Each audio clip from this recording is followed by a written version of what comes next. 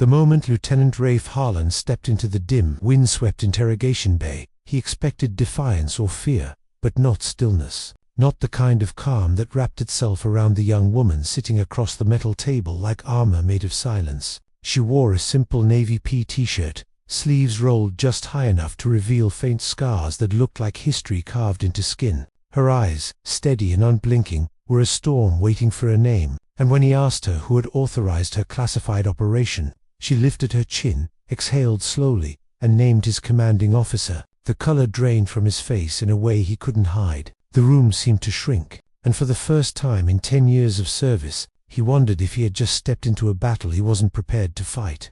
Before I tell you what happened next, tell me in the comments where you're watching from. I love knowing who's listening. Rafe tried to steady himself, but the fluorescent lights above flickered, as if sensing the tension. Outside the thin metal door, boots marched and conversations murmured in the hallway. Yet everything felt unnaturally distant. The woman, Lieutenant Mara Ellery, Navy SEAL, decorated, mysterious, and notoriously private, simply waited. She didn't fidget. She didn't blink. She only watched him as though she could see the parts of him he never revealed. The doubts tucked beneath the uniform.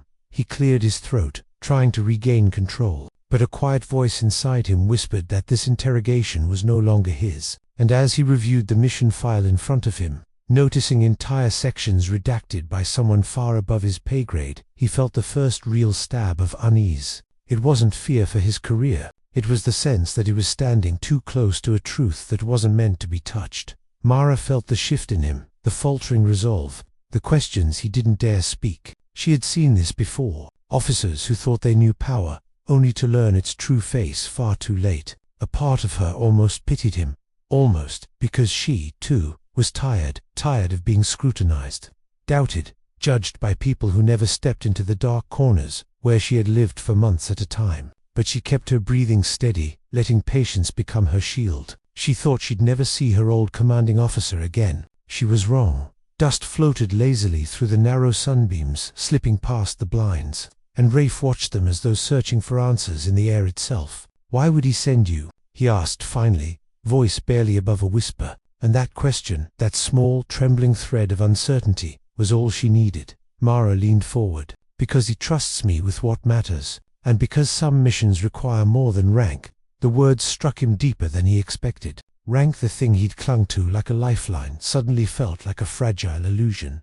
Outside, a few enlisted personnel gathered, whispering as though sensing the gravity inside the room. Their hushed voices created a strange reverence, a quiet acknowledgement that something rare was unfolding. A test of character, a collision of truths. Rafe swallowed hard. He wasn't a bad man, just a man caught between duty and doubt, between what he was told to believe and what stood unmistakably in front of him. And the real moral tension hit him. Was he interrogating her because she posed a threat, or because she revealed how small his world truly was? The climax came like a storm breaking.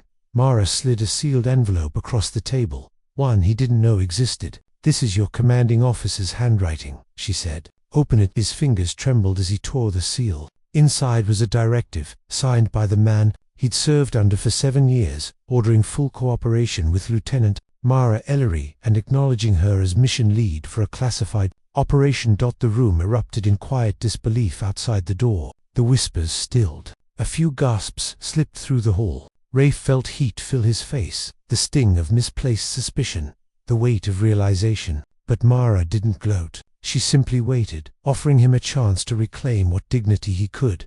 And in that moment, he did something unexpected, something brave. He stood, straightened his uniform, and saluted her, not out of fear, but respect.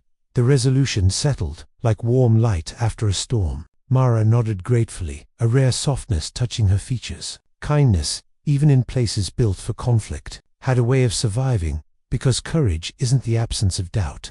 It's choosing integrity when doubt is all you have. And somewhere in the quiet corners of that room, the dust still drifted, just like it had in the first moment, carrying the truth full circle. If you want more stories like this, make sure to subscribe and tell me in the comments what moment hit you the hardest. Your stories matter here.